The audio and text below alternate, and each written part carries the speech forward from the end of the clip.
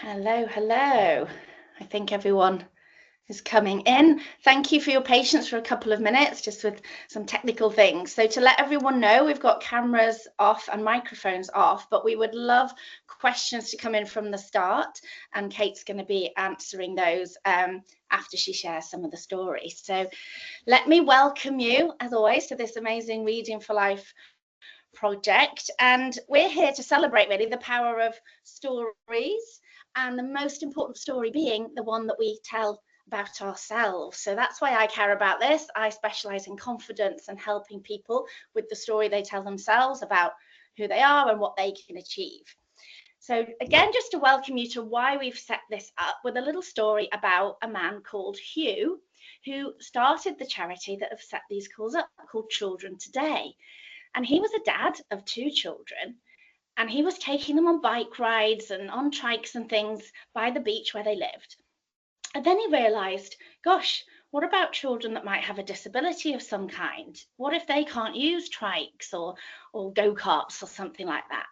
So he started the charities to help children that might have a disability so that they can all be included and everybody can have whatever fun they want to have by having adapted equipment. And that charity is still going today, and they've put on this project, especially linking with stories, because did you know that less than 4%, so that's 4 out of 100 children's books, only 3 or 4 would have maybe a disabled character of some kind, or somebody with a disability or a disadvantage. So it's such a great project, and that's why we have introduced and brought along today an amazing author called Kate Foster. Hello, Kate. Hi, thank you so much. Excited. So I'm going to let Kate introduce herself a little bit, what's brought her here today and what she has to share with us. Hello, Kate, over to you.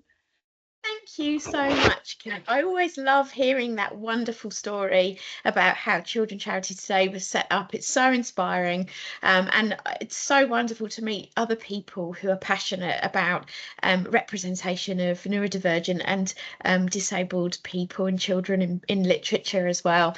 So my name is Kate Foster, and I am an author. I'm also an autistic person. I have a son who is autistic as well, and I know so many wonderful autistic people and other neurodivergent people, ADHD and Tourette, who I've met over the past few years. And I just love discovering that they are all completely different, that they are not the stereotypes that so many people believe. But I have always also wanted to be an author. As far back as I can remember, I wanted to write books, but people like me didn't write books. We didn't become authors. I grew up on a council estate in Kent, in England, and people like me, we didn't go really off to university back then. That was many years ago, and we certainly didn't become things like authors. So I just presumed it wasn't something that I could do, but I always wrote my stories. I didn't always share them with people. I remember as far back as when I was about 4 was the first book I actually made, and I'd worked so hard on this book and I'd put so much time and effort into it, and I was so proud. But unfortunately, my brother, my big brother, he made a comment that nobody wanted to hear my stories. And when you're 4, you don't know many people, and I kind of believed my brother.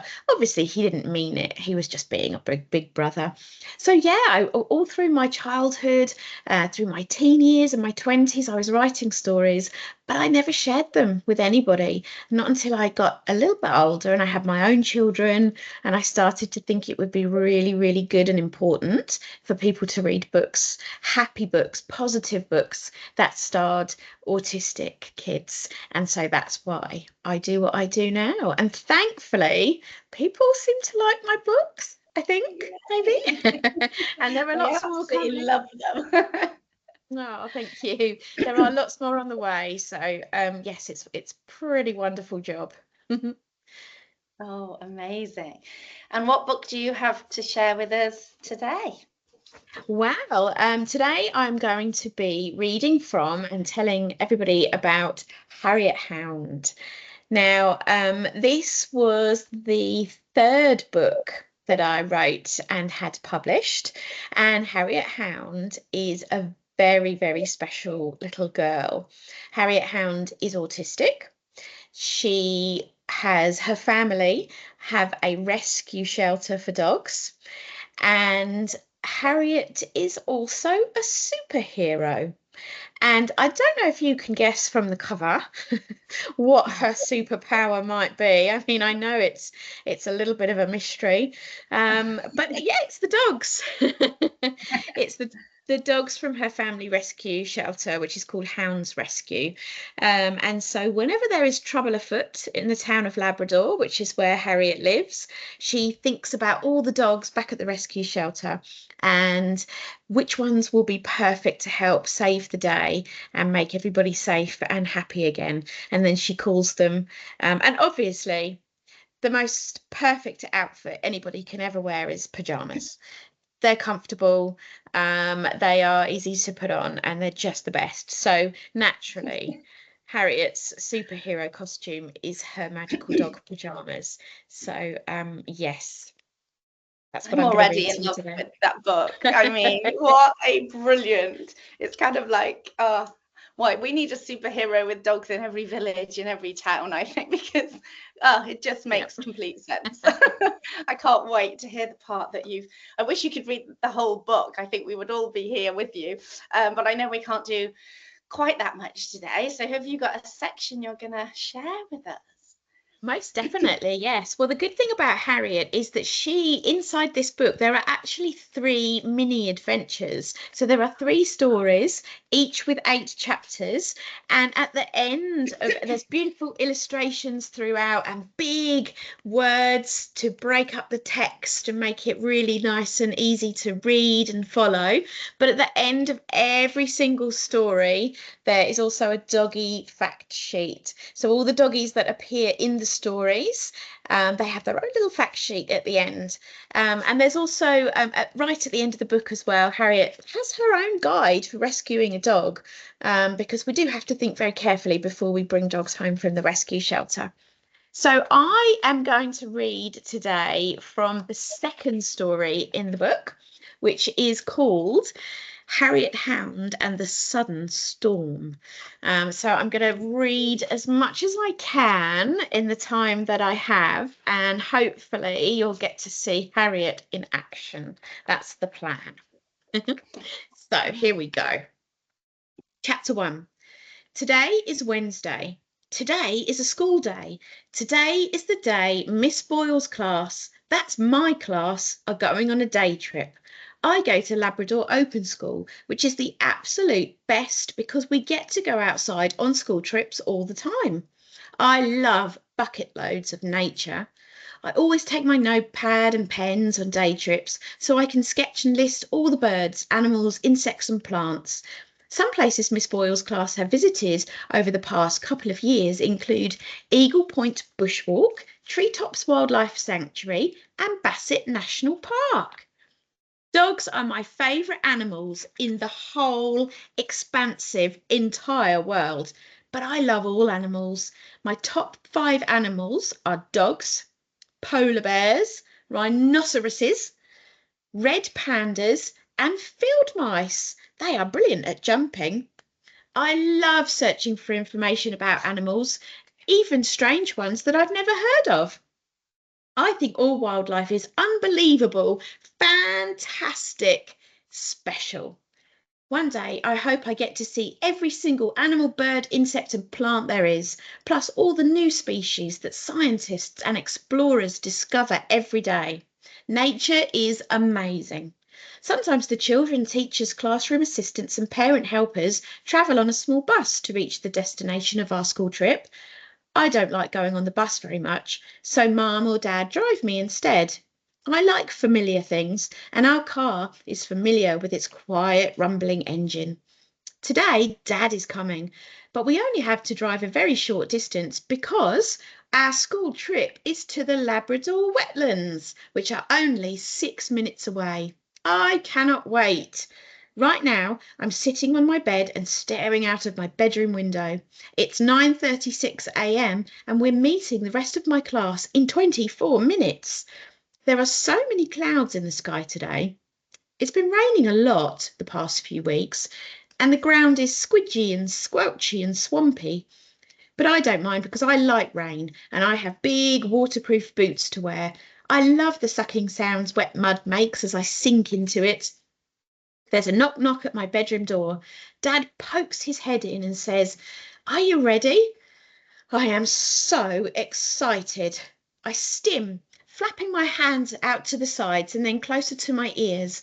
I have a waterfall of emotion that's swirling and bumping and jostling and dancing inside me. "Are you ready to head out to the car?" Dad asks. I stim for a little longer until my insides calm down. Then I take a deep breath in through my nostrils and then blow it out through my mouth. I straighten the books on my shelf and flatten the creases on my blanket. And now I'm ready to follow Dad. Before I close my bedroom door behind me, I glance out of my bedroom window one more time and at the thick grey clouds and the thick white mist. Hopefully it won't rain too much today. We climb into the car and I sit in my usual seat at the back. I put on my seatbelt, pop my headphones over my ears and press my right cheek to the window. The skin on my face is a little hot and the cool glass cools it down. The engine grumbles as Dad starts up the car and I clip my fingers out in front of me over and over again. Mum waves from the driveway as we start our 6-minute journey to Labrador wetlands. Here we come. Hound Lane is a long, winding road where 7 other families built their houses before I was born and now live very happily. My family live in the one at the very end, number 8, right next to our dog shelter. I love driving past the other houses because I love my neighbours, but today I don't see anyone out and about. That's probably because of the wet weather. Our car splashes through puddles and I watch little streams of water flow along the edges of the road. A few raindrops pitter, patter and splosh against the window and they leave trails as they run off the glass and onto the ground. I look over the trees and the bushes and into the sky. The grey clouds have got darker and they are moving faster. I frown and click my fingers a little harder. But at 9:52 a.m. we arrive at Labrador wetlands. Dad parks our car in the car park next to the school minibus with Labrador Open School written on the side of the in curly light blue letters. I open the car door and step out. A few light raindrops plop onto my head, so I put my hood up. All of the clothes I wear are soft and silky and smooth and comfortable, and under my boots the stony ground crunches and scrapes and scuffs. The air smells fresh and green and bright, even though the sun's nowhere to be seen. I love being outside. Chapter 3. The rain continues to drip, drip, drip and drop, and the clouds have grown even darker and are moving even faster. My tummy feels squirmy and I click my fingers. I do not like the look of these clouds. Right, Miss Boyle says in her outside voice, and we all pay attention, even the adults. Are we ready to head into the wetlands and go nature spotting? Everybody nods, cheers or gives a thumbs up. I flap my free hand and say yes in my head, and Dad offers me an enormous smile. Miss Boyle gives us all an important safety talk and then glances up at the clouds. The weather person said it wouldn't rain much today, so don't be alarmed. I glance up at the clouds too. I wonder if the weather person is wrong. Okay then, let's go, Miss Boyle says, and she leads the way. The path widens and curves, and on one side of us the stream turns into a lake. I see ducks and ibises and black swans and cormorants and herons and grebes and the most magnificent pelican. The children and the grown-ups ooh and ah as we pass each bird. They point and clap and smile and laugh. Everyone in Miss Boyle's class loves the wetlands. But now the rain is falling harder. A flash of lightning is followed by a distant rumble of thunder. Umbrellas go up, but the wind whips over us. Hoods are blown off, and someone cries out, "There's a storm coming!" But there wasn't supposed to be a storm today. Oh dear, oh no! Miss Boyle turns around, her hand gripping the hood of her bright pink raincoat on her head. "We'll head back." She hurries to the back of our group and we all follow her. I grip Dad's coat sleeve tighter and flap my other hand quickly. No need to panic, Harriet, Dad says. We'll be back at the car soon. I think Dad is wrong. The rain is falling hard and fast and there's thunder and lightning getting closer. Water is gushing and big puddles are forming. People are tripping, stumbling, skidding. We start to jog and soon pass the sign that welcomed us to the wetlands. Then everyone starts to run. They're going too fast. If the children don't slow down, someone could slip down the sloping path. This is dangerous. They need help. A situation like this calls for a little magic and my very best friends. So I twirl around once, I close my eyes and I think of all the dogs at Hound's rescue and then I stim. Once I'm calm, I look to the stormy sky and I say, woof! Yeah! And in a sparkly, glittery, colourful, explosive pow, the magical rainbow bubble appears and surrounds me, making me invisible. And now I'm in my special pyjamas and slippers. I'm Harriet Hound's superhero, and today I'm going to help Miss Boyle's class stay safe in the sudden storm. Chapter 4. The facts. The children and grown-ups are going too fast. The ground is wet and very slippery. If people don't slow down, they're going to fall. I think of the dogs back at Hound's rescue, and which dogs move very slowly. Bob, the British Bulldog. If there's one dog that loves to move slowly, it's Bob. All the children at Labrador Open School love dogs, and if Bob can lead the way at a safe pace, everyone else will slow down and not slip over. I immediately scan my pyjamas for Bob, and I find a picture of him on my left cuff. I place my hand over the picture and I send my love back to Hound's rescue and I shout, Bob!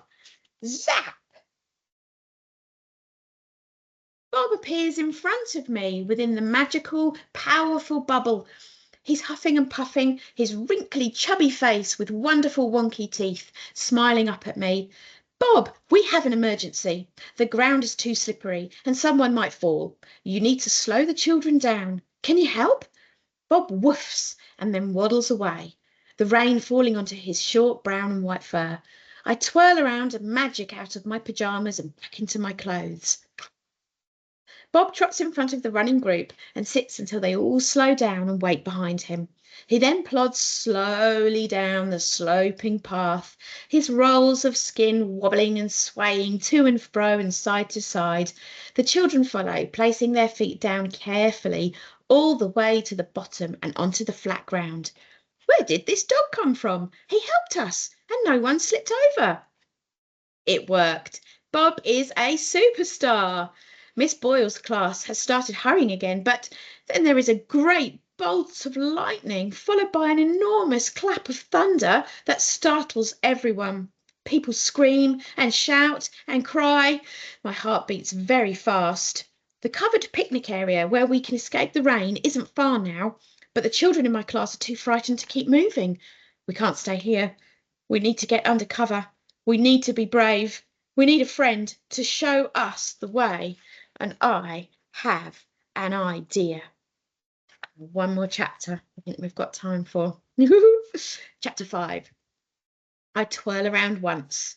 I close my eyes and I think of all the dogs at Hound's rescue and I stim. When I'm calm, I look to the stormy sky and I say, woof, ruff, yep. And in a sparkly, glittery, colourful, explosive pow, the magical rainbow bubble surrounds me, making me invisible. And I'm now in my special pyjamas and slippers again. First, I must send Bob back to the shelter, now that everyone is safely down the hill. Bob drags his tired paws over to me. I offer him a healthy treat, pat his head and click my fingers. Thank you, friend. Zap. I magically send Bob back to the shelter. Second, I think of which dogs are the friendliest, the calmest, the happiest. There's Colleen the Kelpie, but she was rehomed last week. But she would have been perfect. And there's also Labradors, Retrievers, yes! I immediately scan my pyjamas and find the right dogs I need side by side on my left sleeve. I place my hand over each picture and send my love back to Hound's rescue. And I shout, Ronald, Lara, zap. Ronald the retriever and Lara the lab appear in front of me, their golden fur glistening as the rain runs off their backs. Ronald, Lara, we have to help the children feel brave so they can find shelter at the undercover picnic area. Can you do it? Ronald and Lara woof and then bound away to the group of children. I twirl around and magic out of my pyjamas and back into my clothes again. The two dogs make calming whines, snuzzle cold hands, and wag their fluffy tails. The children and the grown-ups begin to smile. More dogs are here to help us. I can't believe it. They're leading the way, people say. Alan Simpson, from my class, places his hand on Ronald's back and follows him first. All the children are starting to feel braver, and the group begins to move again. Even though there are more loud thunderclaps, Ronald wags his tail faster and leads us on slowly and carefully, with several children's hands on his back now. Lara gently nudges, whines, and licks the others at the back of the group until finally we reach the big picnic area. Ronald and Lara are superstars. But now we have another problem. The children in Miss Boyle's class are crying, they are coughing, and they are sneezing. We need to get warm and dry, and fast. The car park is too far to run to in all of this rain. Miss Boyle hustles everyone into the covered picnic area, which is dry and safe. Heads are down, boots are squishy, and clothes are dripping as the group cram in together, huddling and cuddling, shaking and shivering, snotting and sniffling. I have an idea. I twirl around once, close my eyes, think of all the dogs at Hound's rescue, and I stim. Then, when I'm calm, I look to the stormy sky and I say, woof, rough, yeah. And in a sparkly, glittery, colourful, explosive pow, the magical rainbow bubble surrounds me one last time, making me invisible, and I'm now in my special pyjamas and slippers, ready to help the children. And here is a little picky of the third doggy that comes to the rescue. And this one is Newton, the Newfoundland. But you have to read the rest. You have to get the book and read the rest to find out how the story ends. Oh, I just loved that. That's amazing. Oh, thank you. I don't know how you thought of that. It's absolutely brilliant. Well, maybe you can tell us how you thought of that. Maybe. So what works now is we'd love questions. I know we've got Oakmere class with us, and I know we'll have some people watching the recording. So if Oakmere class want to put any questions into the chat, please feel free. But I'm going to ask Kate some lovely questions now, because that was just, I was right there in the storm. Oh, yeah, So I could have kept reading if you wanted me to. I can carry on. I don't mind. Well, we'll see. Maybe there'll be votes in the class. Please, please, please. It's hard to know, isn't it? But hopefully we'll have lots of questions, and we'll take it from here and see. So when did you come up with that idea? How did that come into your head? It's so lovely. Oh, thank you. Well, it actually all started with pajamas, and that's the truth. I adore pajamas. Pajamas are the most comfortable thing, and I just have so many wonderful pairs of pajamas. And a lot of autistic people that I've met over the years also love pajamas, and so I started to think about an autistic girl in a story who is a beautiful, happy, wonderful, happy girl who loves to wear pajamas, and maybe their pajamas could be magic. Maybe they could actually be a superhero costume. And then I'm going to show you what sparked the idea. Okay, so I'm just going to show you my pajamas. Wow. So They're I saw real. these. They are real pajamas. And I saw these pajamas, and that was it. And that's how it came about from there. I am a huge advocate, a supporter for rescue dogs. We need to get our rescue dogs out of those shelters and into new families and homes. And so I combined my love of pajamas with this beautiful autistic girl and rescue dogs. And that's how Harriet was born. I love that. And I've got so many questions coming into my head, but just one that's just popped in is like those rescue dogs that you were mentioning, we might bring this back a little bit later, but the kind of how carefully to rehome a dog, because the right dog with the right person situation, just like you're sort of describing there, like they just are superheroes. What they do for us and how they uplift us and how they support us is just such a beautiful thing when they're matched carefully. And so I'm hearing that message there. I mean, maybe I can ask you that right now. Was that almost something that accidentally a message that you were trying to say, or was that ever a message that you wanted to say in some way? Oh, definitely, yes. A lot of dogs, unfortunately, who are rescued from shelters often end up going back to the shelters because families or people don't think about what they can offer that dog and what resources and what things are involved with having a dog, especially a rescue dog that could have come from a sad home or some sad experiences. So for me, through Harriet's stories and through Hound's rescue, I really thought it was important to add some messages about why we need to think very carefully about where we live and what a dog needs. Can we afford it? Do we have enough garden space for dogs to run around? And Harriet's rescue guide at the back addresses all of those questions. What your new dog will want, what they'll need, and what your new dog will have to do, like going to the toilet, and what your new dog will love. And so, yes, it was very important to me to ensure that people thought it through before rescuing a dog. Definitely amazing. So we've got some questions in from Oakmere class, which is brilliant. So I think we're going to put the first two. Well, no, the first one is, how long did it take you to write your book? Let's just go with that one first. Well, Harriet, I have to say, the first story, or the first time I sat down to write the first story for Harriet, took me one day. But that was all day, and I was ready to write the story. It had been in my brain for a really long time, going round and round and round and round. And then one day I thought, I'm ready. I need to write this story. And so I sat down and I just wrote it. And it's similar now in the book as to what it was when I wrote it that day. But obviously, if you're a writer, then you have to go back and rewrite some of the things that you wrote to begin with. So probably this book, from writing all three stories, from writing the Harriet's Rescue Guide and all of the other things, and then all the editing and all of those sorts of things that go into making a book what it is, it probably took, I would say, about 6 months altogether. But then obviously the book has to go off to the amazing illustrator, who in this case was Sophie Beer, who is just a remarkable person. And I hope that maybe one day you could have her visit Children's Charity today online and read some of her books as well. So yes, sending it off to Sophie so she could then come up with these absolutely beautiful black and white illustrations. Yeah, that was another part of the process as well. So I think I answered the question. It took a while. And I love this question. How many dogs are there in that book that play a role as a superhero? Can you remember?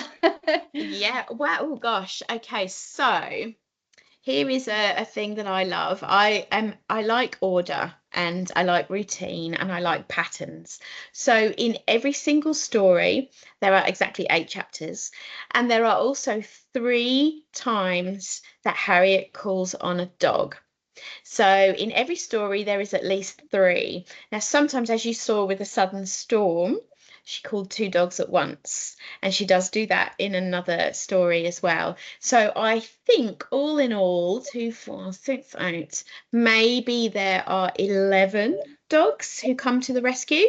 But there are other dogs that pop up as well and have an appearance in the story. I love that. Just love it. And we have a question as well about your pajamas. So I don't know whether it says, what color are your pajamas? That might mean all of the pajamas you have. It might be the ones you're wearing. I'm not sure. Well, We're talking my language. We're talk pajamas Yeah, all day if we have fire away. to.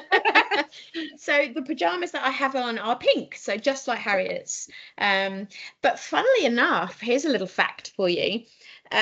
This is actually the UK cover of Harriet Hound, and she is wearing her pink pajamas. However, in Australia and in America, Harriet Hound is in blue pajamas. So I don't have any blue pajamas with dogs on, so I'm on the lookout for those. So if anybody sees a pair, please let me know because I want them.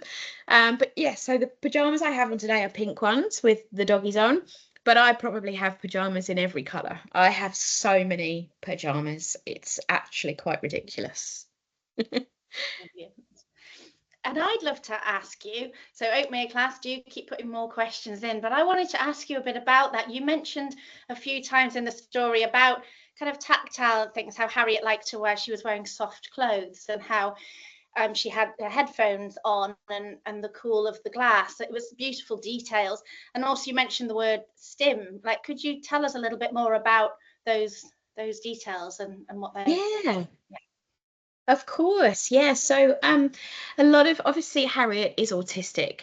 And that basically, for anyone who isn't who doesn't know, hasn't heard that word before, it just means that somebody has a brain that works a little bit differently to other brains. That's it really, in a very quick way of describing what autism is. Same as ADHD and other differences with our brains.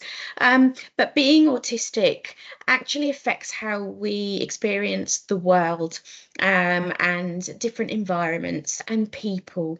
And so a lot of autistic people have a very strange and sometimes difficult relationship with their senses, which means that bright lights can sometimes be far too painful for autistic people. Loud sounds can be terrifying and anxiety inducing.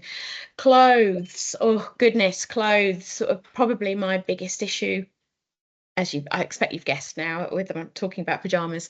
But all through growing up and at school, I found my uniform just so uncomfortable at school, and I couldn't concentrate on learning because I was too busy adjusting my skirt and my tights, or my itchy socks, or my sleeves under my jumper, or my collar. And that actually affected my ability to learn and join in with the class.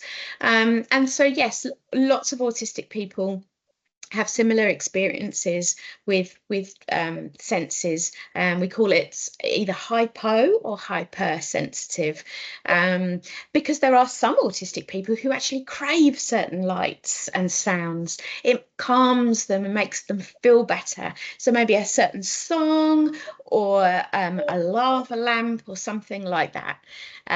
So there are lots and lots of details in the book, in all of my books actually, about how autistic children manage to cope with the different sensory overloads. And I love that's the power of stories for me as well, that we're learning there about Harriet, about her world. And I know you said at the beginning, and what you've said again, all all of us are different, even with the same name of maybe autism. So it's just about her world. But I love that we're enjoying the story and learning at the same time, and becoming familiar with some of those things that some maybe our friends or our family or ourselves might have challenges with. So I just love that. It's really, really great. Thank you. The word stim, could you say a little bit more about that word? Yeah. Yes, I knew there was another part to that question. No, I know, I just reminded myself. Doing too much talking. Me, not you. So yes, stimming is basically, it just means a repetitive action or movement that people do to regulate their emotions. So to calm themselves down, whatever emotion it is that they're feeling. It could be absolute joy and excitement, or it could be worry or anxiety or fear, or jealousy, anything really. Sometimes those feelings become so huge inside us, and often autistic people don't know how to deal with them, or they can't put a name to them. And so stimming, which is this repetitive action, actually allows that autistic person to regulate those emotions. We call it self-regulating. And so if we see somebody who is flapping their hands or clicking their fingers, maybe they're pacing up and down or making some noises in the back of their throats, there's so many different types of stims. But when we see somebody do an autistic person stimming, we should never stop them or punish that behaviour. We certainly shouldn't laugh or judge them. What we should do is realise that that autistic person is feeling a lot of feelings, and so they're trying to stay calm, and maybe we can help. Maybe we can step up, say, are you okay? Is there anything I could do to help? Or something like that. And actually, here's a little thing. It's not just autistic people who stim. Everybody stims. So I bet there are some people here today who bite their nails, maybe, or maybe they twirl their hair. Yeah. Hair twirling, maybe jiggling legs under the table, or going like this with your fingers on the table. They are all stims, because usually we're doing them when we've got a certain feeling rushing through us, whether it be worry or nerves or whatever that might be. So yeah, we all stim.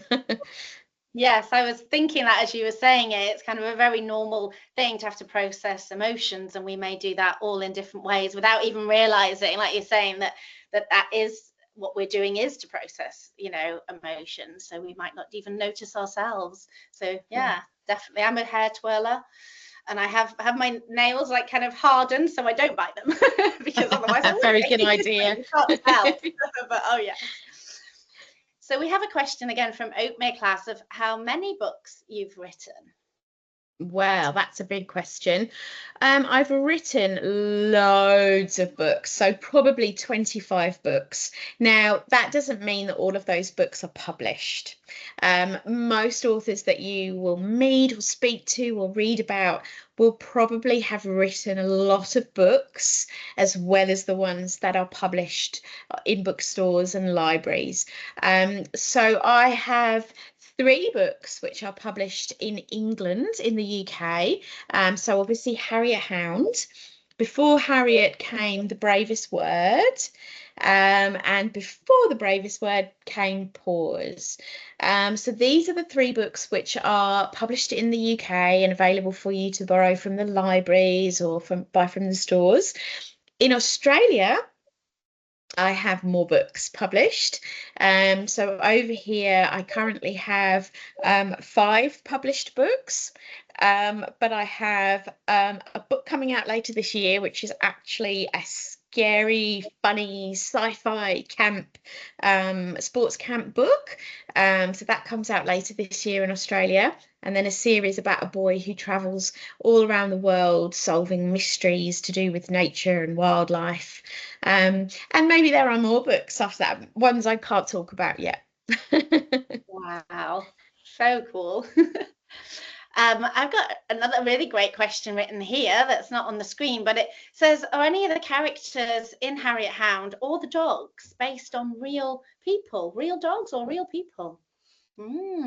Interesting. I guess no one particular, but I think all of my characters are fed from people that I know and people that I've met, and often myself or my family members. So all of my characters, like Harriet, for example, a lot of her experiences are ones that I have had. A lot of her reactions and choices are things that are probably me. But I do always make sure in every book I write that sometimes with other characters, I use names of my family. So when you're reading, there could be a character comes along, and yes, that character is named after a family member. But as for real people, there's no one specific in Harriet. Yeah, but I will say that in PAWS, the dog in PAWS, this is Kevin, the cockapoo, I think that's what you say in the UK. Over here in Australia, we say spoodle. But in England, I think you're there, cockapoos. So Kevin's a cockapoo. And he's actually based on my dog Claude, and Claude is best friends with my youngest son, who this character Alex is based on. And so the book is all about their bond and their friendship. So yeah, if you wanted a book that's kind of real life ish, then PAWS is definitely the one. I love that. And what's just been in my mind is, as you've been talking, that I wonder if the children sort of agree with me, that I love, after you've read a book like Harriet Hound, and I wonder if have you ever imagined dogs are with you? Because I love that idea that we could be a superhero and we could draw the dogs. But in the world of stories, it's about our imagination. So I guess because I'm an expert in the mind, I love the idea of feeling that there's always that support with us, even if the dog can't be there for real. I just love that thought of kind of going, if you could imagine exactly the kind of dog you would need, like one with a big hug, or exactly at the end, one that could keep you warm, or one that could slow you down. Or I just love that as a kind of a way of keeping that story alive almost forever, of thinking like, who could I imagine's with me? So I don't know, have you ever had anyone say that they almost carry on and going, oh, I was out on a walk and there was a storm and I just imagined and it really helped me? Actually, no, but I love that. And nobody's ever mentioned that. But I do hope that there are people maybe who, in situations, will maybe channel the right dog to help them through that situation. Because we can learn so much from dogs. We can learn how to be good friends and perfect family members. And so I do think that, yeah, that's a really lovely idea to, if you're in a situation and you're feeling a bit scared or worried or something, then think of what dog in this situation is going to make me feel better, and then have them there in your imagination. That's a lovely idea. Love it. Yeah, well, I think where that came from, a friend of mine once said she had to go and go into a meeting and she was feeling a bit nervous about it. And she said, Kat, I wish you could come with me. And I said, well, I can come with you. Like, imagine I'm with you and I'm sitting right next to you and I've got my arm around you, or I'm whispering your ear, like, you've got this, it's going to be okay. And she went, oh yeah, that's true. I'm going to imagine that you're there, and I'm kind of, there you go, and she said that really, really helped. So I think I'd love, that's what I hear, that lovely message in your book, that all of the children listening could say, who do I need right now? What kind of support? And I love that you've turned that into this story of saying, tune into that and imagine it. And Harriet obviously has the power to actually do it, which is amazing. Oh yeah, just love it. Oh, thank you. That's lovely. So we're coming a little bit towards the end, but still got time for some questions from anyone putting them in. I've got a lovely one here as well. Well, this is interesting. So what do you think are the most important traits of a superhero? That is a very, very good question. Oh gosh, I should have prepared for this. I know, sorry, that's a hard one. Just to get through. Wonderful question. I guess really, if we think about every superhero that exists, or has made it onto movies and TV shows and books, they are all they all care, they all have deep empathy and compassion, which is what really makes them and drives them to be superheroes in the first place. So it's believing in justice, and it's fighting for that justice, not really for ourselves, but for other people. And so I think that is probably the most powerful trait that superheroes have. But really, when we talk about superheroes, I know we think about Batman and Spider-Man and all of the big ones, the Marvel characters and what have you. But the truth is, anyone can be a superhero, because a small act, a small, kind, thoughtful act from anybody can actually change someone's moment, their day, or even their life. Sometimes just being there for someone when something terrible has happened, or they're feeling down, someone stepping in and helping them, that person remembers it and they carry it forward into their lives. So I think that's the beautiful thing about being a superhero. Really, it's open for any of us to do that and help others. So yeah, great question. Definitely. And what I hear in that as well, the beautiful connection between what you've just said and dogs. So again, I don't know whether the class would agree with me or whether you would, but the number one thing people say over and over and over again, particularly about dogs, is that they're always pleased to see you. And I think that's what you've said there about everyone can be a superhero, because actually, if we're pleased to see someone and we just say, like, is there anything I can do to help? That's a superhero right there, isn't it? Just kind Absolutely. of like giving someone a smile and saying hi, like it's lovely to see you, is what dogs do that everybody just loves the most, and we can all do that. Yes. So that's what Oh, I hear as a lovely completely. connection. Yeah, you're absolutely right. And our dogs also don't care if you're in a bad mood. They don't care if you're or what's happened that day. They're always there for you. And I think sometimes people in our classes can perhaps behave a bit naughty, or they can say something mean, and that's not good. It's not nice that they do that. But maybe we can think, what's happened to them that's making them behave that way? What's happened to them as to why they've said something mean? Maybe someone said something mean to them and they're just passing it on because it's their way of dealing with it. So, although we can't excuse people for behaving badly, negatively, or hurting other people, we can sometimes try to understand what's making them behave that way. And then maybe we can help them, we can step in and help them, and be a good friend, just like a dog would. Yeah, definitely. I love that. Being there for each other. And we are coming towards the end, but there's another question. We've sort of partly asked it, but it's saying, why do you think it's important that children can read about characters who are neurodiverse or who have a disability? Why is that important to you, I guess, and why do you think it's important in general? The main reason is because if we think about TV shows, about movies, about the things that we read in most books or magazines, we don't see many neurodivergent people, we don't see many disabled people as normal, happy, wonderful, regular characters in adventures. We don't see them being the hero because of who they are. We often see disabled characters turn up in stories to prove to everybody how to be kind, or something really that isn't fair, because disabled people and neurodivergent people also can be pretty cool. They can be funny and they can be sporty and they can be the hero. And they can learn from other people as well. So I think certainly from an autistic perspective, we're more than there to teach others how to be patient and kind. We are there to showcase how brilliant we are.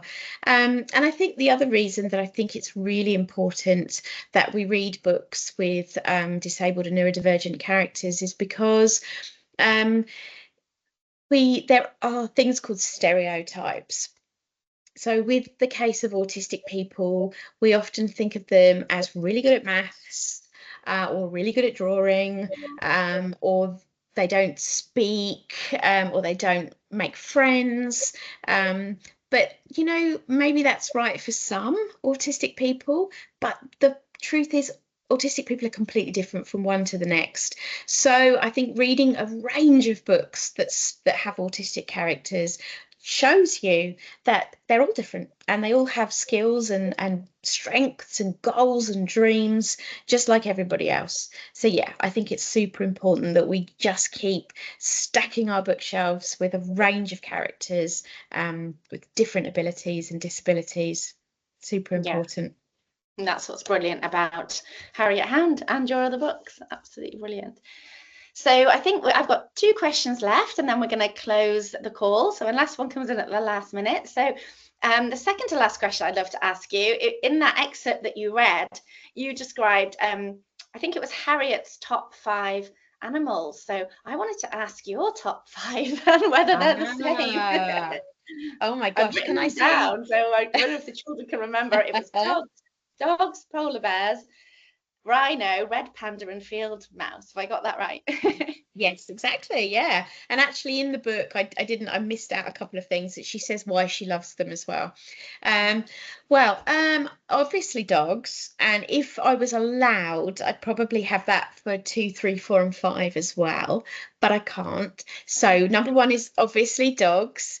I adore parrots and birds within the parrot family, because you know what, they are just like dogs. They have personalities and characters. They play games and they make jokes, and they are just wonderful creatures. And I'm very passionate about protecting parrots and ensuring that they're treated with respect and are wild as they should be. So parrots would be number 2. I absolutely love elephants. Who doesn't love an elephant? I think they are just the most majestic and extraordinary creatures. So elephants have to be up there. I would probably say, like Harriet, I love red pandas. They are quirky and naughty and funny, and I just adore them. I think they're glorious creatures. And then maybe as my 5th choice, I'd probably have to say a donkey. I love donkeys. Donkeys are just so lovely and adorable. And again, there are a lot of rescue donkeys, sadly, who, you know, need love and care. So yeah, I think I'd put donkeys at the bottom as well, or on that list, sorry, as well. Yeah. What a brilliant list. We could go on and on. I love donkeys too. We have 3 that I passed yesterday and always, hi, donkeys. Oh, I always say hi to donkeys. Yeah. Actually, I say hi to all the animals. Yeah, exactly. Oh, amazing. It's been such a pleasure today, Kate. The final question is just whether you have a message for anyone watching who thinks that they don't have the confidence to be an author, or they don't have the confidence to, you know, sort of live their biggest life. Like, what would you say? Any kind of words of thought on that? Yeah, of course. It's okay to not be confident. I know that you know, we do need to have confidence in certain aspects of our life, but not all of us are these big, loud, confident people, and a lot of us are not meant to be these big, loud, confident people. Um, But what I'm talking about there is confident on the outside. I think what's more important than anything is being confident on the inside. So it's being comfortable with who you are. It's surrounding yourself with people you trust and who you feel safe with. And it's not excusing behavior, but understanding why you're doing some of the things that you do or make the choices that you make. I think understanding yourself builds confidence. And so I would say to anybody, stop trying to copy, mimic, or emulate what you think confidence looks like in other people. So standing on a stage and saying a speech or whatever it might be. Sometimes confidence doesn't have to look like that. It can just be being confident with who you are in quiet situations and doing small, quiet, kind acts as well. So you know, everybody has the capacity to be confident, Yeah. but it doesn't all look the same. I That makes love that. I sense. so agree with that. It's like a rainbow. There's all the colours, and confidence can mean any colour depending on, yeah, that's how I would see it in visuals. Yeah, I love that. It Sorry. has many, many colours, many, many looks to it. Oh, we will bring this to a close. Thank you so much. I've had the most amazing hour. I hope anyone watching it has too. And we've got some more calls. I know Lexi has put the link in to sign up to the following on events, but just want to say a huge thank you to you, Kate, for joining us, and what a brilliant look into the world of Harriet Hound. So thank you so much again. Thank you so much for having me. Thank you. Bye, everyone. Take care. Bye. Bye.